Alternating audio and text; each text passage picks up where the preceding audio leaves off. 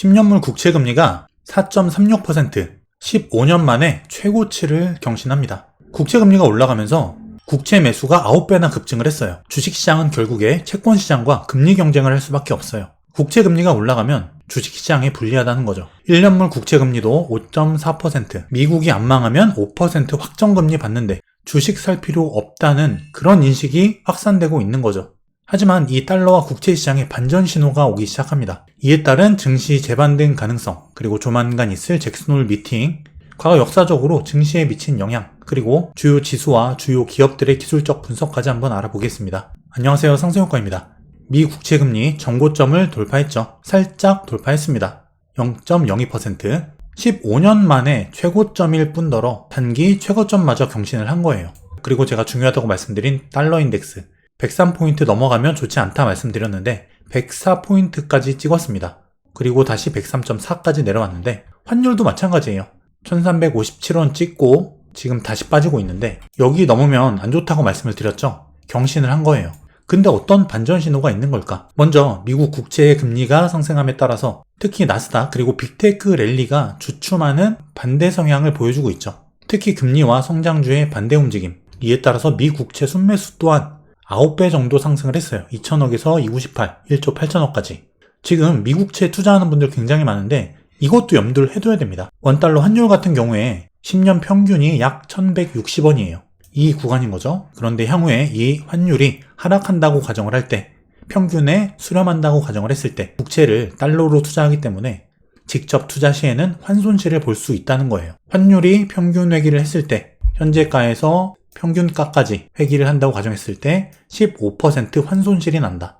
지금 국채 투자를 했을 때는 이 환손실을 감안하고서도 그 초과 수익이 나야 된다는 거죠. 이 환차익, 환손실 부분도 우리가 감안을 할 필요가 있어요. 어쨌든 이렇게 국채금리가 치솟고 있는데 일단 패드워치 기준 9월 21일 FOMC 금리 인상 가능성, 동결 가능성이 여전히 86%로 높습니다. 하지만 아직 고용지표, 물가지표 발표가 남아있기 때문에 계속 트래킹을 해야 되겠죠.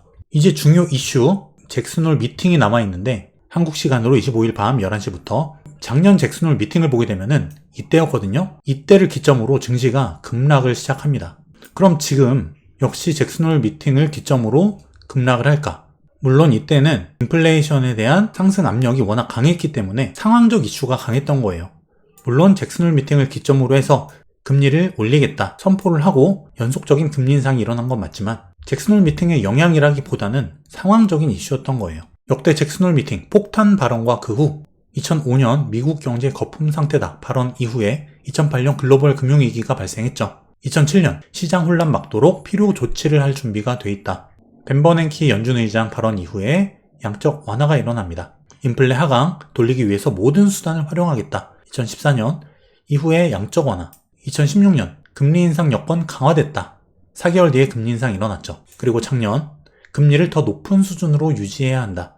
2020년 제롬 파월 연준 의장 발언 이후에 7번에 걸친 금리 인상이 일어났어요. 추세적으로 이 발언의 내용이 강화가 됐다는 걸 알 수 있는 거죠.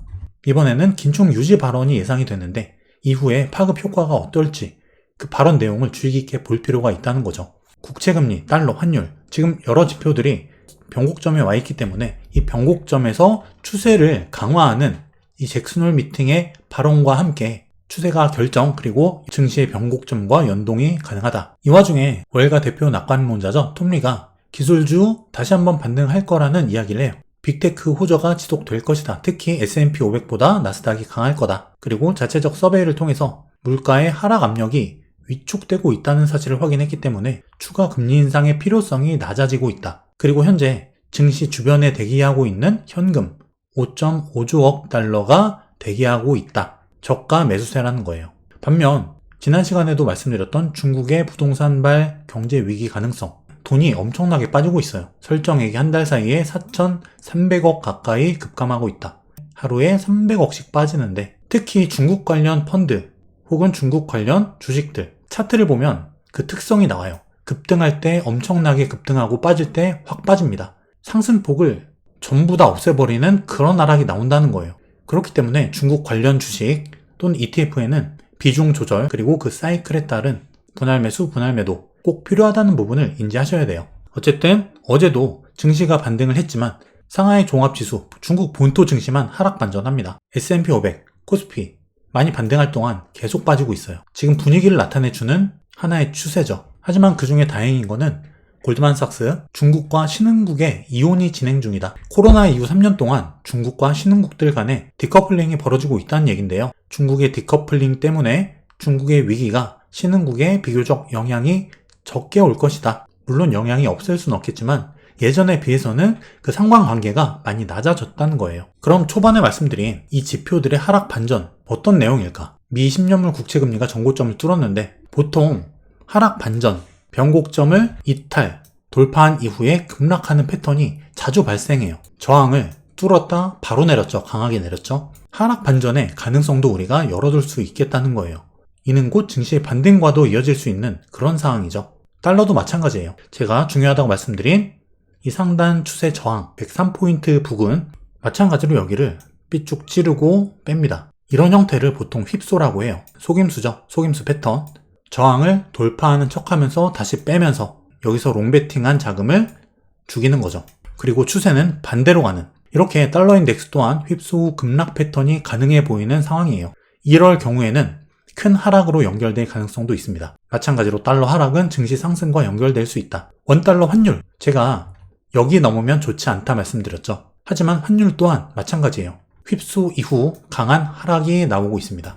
단 환율 같은 경우에는 하락 이후에 재상승도 염두가 가능한 부분이에요. 잠시 후에 증시 지수 설명과 함께 이 부분도 같이 설명을 드릴게요. S&P 500 일단 월봉을 보면은 5개월 이평선 지지 후에 반등 일어나고 있는 구간인데 일단 월봉 20개월 이평선을 강하게 뚫은 이후에 숨고르기 구간이에요. 추세는 아직 나쁘지 않다. 그리고 주요 가격 4,326포인트 제가 말씀을 드렸죠. 그 위에서 반등을 했습니다. 여기서 중요한 거는 여기 4,448포인트 여기를 돌파하는 게 핵심이에요. 중요 매물대이면서 20일 이동평균선이 맞닿는 구간이죠. 4,448 여기를 뚫지 못하면 다시 급락 가능성이 생깁니다. 여기서 급락이 나온다는 거는 아까 말씀드린 이 원달러 환율 이게 지금 일단 휩소 후 하락으로 마무리가 되었지만 이게 재상승이 가능해질 수 있다는 거예요. 파동 관점으로는 충분히 재상승이 가능한 구간이기 때문에 원달러 환율이 일정 부분 하락 후에 재상승하면서 증시가 재하락하는, 반락하는 그 가능성도 우리가 염두에 둬야 된다. 오를 수도 있고 내릴 수도 있다는 얘기가 아니라 주요 가격을 제가 짚어드렸죠. 여기를 돌파해서 안착하면 강한 증시가 이어질 가능성이 높다. 그 흐름은 추세적으로 이어질 가능성이 높아 보인다는 거예요. 반대로 이 가격대를 돌파하지 못하고 여기서 다시 꺾이면 원달러 환율의 재상승과 함께 증시가 큰 조정으로 이어질 수도 있다. 가능성을 말씀드리는 겁니다. A일 경우 B, C일 경우 D이다. 이런 형태인 거지 C일 수도 있고 D일 수도 있다라는 이야기가 아니죠. 코스피 같은 경우 기준점 2510포인트 제가 여러 번 잡아드렸는데 마찬가지로 휩소 찍고 바로 강하게 올렸죠. 미국 증시 그리고 한국 증시 공통점이 뭐냐면 제가 말씀드렸던 기준점들을 강하게 지켜주고 있다는 거예요. 이렇게 주요 가격대를 잘 방어하면서 지지하고 있다는 거는 상승에 대한 의지를 엿볼 수 있는 상황이다. 이렇게도 해석이 가능합니다. 주요 지지 매물대 그리고 상승에서 하락에 대한 주요 가격대 지지 구간 그리고 상승 추세에 대한 지지 구간 파동 관점의 지지 구간 여러 개가 모두 겹치는 맥점이기 때문에 그래서 제가 이 가격대를 계속 말씀을 드렸던 거예요. 그만큼 여기를 딛고 강하게 증시가 반등할 가능성도 있지만 단 여기가 깨질 경우에는 재반락 가능성이 있다. 그래서 지금 1차적으로 볼 구간은 4,448포인트 여기를 넘어서 지지되느냐가 핵심이다. 마찬가지로 코스피 같은 경우도 2,510포인트 지지 여부를 지켜보시면 되겠죠. 그리고 약 2,600 좀 안 되는 지점 여기도 주요 매물대 저항이자 이평선들이 몰려있는 저항이기 때문에 여기를 뚫지 못하고 재반락하면 2510도 깨질 가능성이 생깁니다. 하지만 1차적으로 국채금리 그리고 달러 인덱스 이 둘만 가지고 본다면은 충분히 반락의 가능성, 추세 반전의 가능성이 있는 구간이기 때문에 1차적으로 증시 또한 긍정적으로 볼 수 있는 가능성이 생기는 구간이다 라는 거예요. 그리고 엔비디아 어제 3% 이상 상승을 하고 장 이후에 시간 외로 6.5% 급등을 했어요. 실적 발표 나오고 나서 10% 가까이 급등했다가 빠진 게 이 정도죠. 총 도합 거의 10%, 9% 가까운 상승이 일어났는데 생각보다 이 AI발 반도체 그리고 증시의 모멘텀 이게 생각보다 크다는 걸 알 수 있어요. 실적이 이 추이가 계속 상승하고 있다는 거죠. 매출이 전년 동기 대비 100% 이상 상승했다. 주당 순이익은 430%가 상승을 했다. 어마어마한 거죠. 그리고 전망 3분기 매출액 월가 예상치 126억 달러인데 이거보다 훨씬 높은 160억 달러를 제시합니다. 엔비디아 칩들이 지금 어마어마하게 팔려나가고 있다는 거예요. 게다가 엔비디아 이사회는 250억 달러 규모 자사주 매입도 승인을 했다. 증시에 이 자사주 매입이 굉장히 중요한 호재죠. 이런 국채금리, 달러의 하락 반전 가능성, 그리고 AI, 엔비디아발 좋은 분위기. 잭슨홀 미팅을 전후로 해서 분명히 변동성은 있겠지만 일단 긍정적으로 볼 수도 있어 보이는 그런 구간이라는 거예요. 그리고 테슬라 영상에서 제가 한번 말씀드렸는데 270달러에서 이때였죠. 여기서 300달러를 넘어서 안착하거나 아니면 아예 210에서 230달러까지 내려오면 여기서 분할 매수를 해라 라는 말씀을 드렸었는데 현재 실제로 주가는 212달러까지 하락을 했습니다. 제가 270달러에서 그 얘기를 했을 때 욕하는 분들도 좀 계셨거든요. 왜냐면 270달러인데 여기서 분할 매수를 하란 얘기는 테슬라 보유자들한테는 좋지 않은 얘기거든요. 하지만 결국 주가는 떨어졌고 다시 지금 240달러까지 반등을 한 상태입니다. 여기서부터의 전략은 이제 현재 저점을 만들었죠. 212달러. 212달러를 기준으로 해서 상승 관점을 유지합니다. 이 얘기는 뭐냐면 212달러가 깨졌을 때는 보수적인 관점으로 전환을 한다는 거예요. 저는 지금 트레이딩 관점으로 말씀을 드리는 거기 때문에 이 부분은 참고를 하시면 됩니다. 마지막으로 투자 전략을 정리해 드릴게요. 15년 만에 최고치 경신한 미국채 10년물 4.36, 1년물 5.4%. 국채금리가 이렇게 높기 때문에 미국이 망하지 않으면 5.4% 수익률을 얻을 수 있다는 거예요. 밸류에이션이 비싸진 증시와 비교했을 때 국채에 대한 수요가 늘어날 수밖에 없는 겁니다. 하지만 지금 국채금리 고점 경신 후에 하락 반전 가능성을 보이고 있는 구간이다. 국채와 증시는 항상 투자 주체들의 수익률 경쟁을 유발하는 큰 덩어리들입니다. 우리는 보통 주식에만 투자를 한다고 생각을 하는데 국채 시장이 굉장히 어마어마하게 크거든요. 국채 금리에 따라서 증시에 미치는 영향이 어마어마하다는 거예요. 미국채가 하락 반전할 수 있다면 증시에 분명히 호재로 작용한다. 그리고 미국 시간 24일에서 26일 잭슨홀 미팅, 우리나라 시간으로 25일 밤 11시 이때를 기점으로 해서 변동성이 충분히 나올 수가 있겠죠. 이 이벤트가 발생하는 그 시점이 바로 현재 국채금리, 환율, 달러가 처해 있는 주요 변곡 구간에 있다는 점에서 매우 중요한 구간이 바로 8월 말입니다. 남은 8월 움직임에 따라서 향후 장세가, 추세가, 방향이 결정될 거다. 그리고 지금 뜨거운 감자, 바로 중국 이슈죠. 그나마 다행인 건 중국과 신흥국이 디커플링 되고 있다는 점. 위기의 영향이 최소화될 수 있다면 그나마 증시에는 조금 덜 부정적이라는 거예요. 그리고 투자 전략. 8월 말 증시 변동성에 주의하자. 변곡 구간이 수없이 겹쳐져 있는 올해 들어서 가장 중요할 수 있는 구간이다. 어쨌든 지표들이 하락 반전 가능성이 있는 구간이기 때문에 이 경우에는 증시가 반등으로 이어질 수 있다. 반등장이 나타날 수 있다는 거죠. 단지 환율의 경우에는 하락 후에 재반등 가능성이 있다는 얘기인데 S&P 500을 기준으로 4,448 그리고 4,326 여기를 기준으로 어디로 가느냐 매우 중요합니다. 지표가 반전될 수 있다면 증시는 반등을 할 것이고 그 추세와 강도는 생각보다 강할 수 있어요. 한 번 더 상승이 나올 수 있다는 거죠. 상승 가능성이 엿보이기 시작하는 최중요 구간이기 때문에 집중력이 필요합니다. 8월 달에 움직임, 그리고 특히 국채금리, 달러, 환율의 움직임을 유의 깊게 보셔야 돼요. 거기에 따라서 증시가 향후 하반기의 증시 흐름이 갈릴 것이다.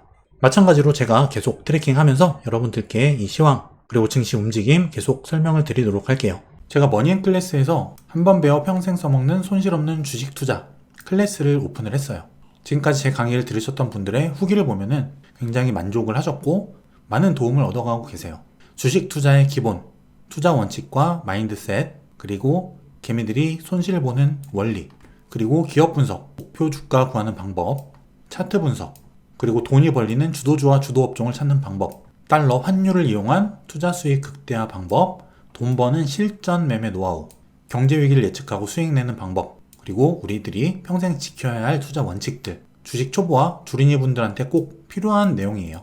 고정 댓글에 링크 남겨드릴 테니까 이 강의를 통해서 손실 없는 주식 투자, 여러분들만의 원칙을 가지는 투자 주린이가 아니라 진정한 투자자로 거듭날 수 있는 여러분들이 되시길 바라겠습니다. 즐거운 주말 보내시고요. 저녁 때는 바람도 선선하고 어느 정도 가을 느낌이 좀 나죠. 책 읽기 좋은 계절이니까 많이 공부하시고 독서도 많이 하시는 상승가족 여러분들 되시길 바라겠습니다. 긴 영상 끝까지 봐주셔서 감사드립니다.